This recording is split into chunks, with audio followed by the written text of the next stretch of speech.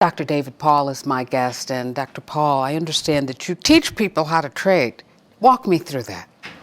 Yes, well, I'm an engineer to start with, and I started to trade way back in 1982. Way back, huh? Yeah, and I traded on my own until 88. I cut the corporate umbilical cord in 1988, and I've been trading on my own ever since. And what vehicles do you trade? I trade shares over a view of 3 or 4 weeks, a swing trade. And I started to trade futures intraday as soon as they become available to the intraday trader. That's some 25, 30 years ago. And over the last 10 years, I've been trading Forex quite aggressively as that became available to the smaller trader, as the internet, in fact, became commonplace. How do you look at trades and decide what to do? What's a good setup for you?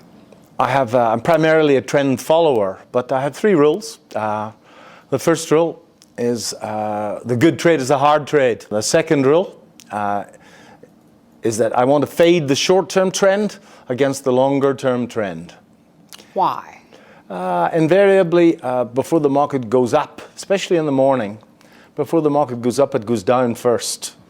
And it goes down to the orders. The professionals would rather die than chase a market. So they will bid it, and they will bid it fairly low. And anybody that panics has got to get out of the bid. So invariably, before the market goes up, it goes down first. Many people believe that there's somebody out to get them. But in fact, that's rubbish. It's just professionals doing their job. And if you're Goldman Sachs, and you bid the market, and you control a considerable amount of liquidity in the market will go to the orders. And your third rule? The third rule is that I want to put my entries where the masses put their stops. Most people will put their stops at very predictable places. If you're an institutional trader, your job is to generate the liquidity to get into the position. You just can't press the button like us.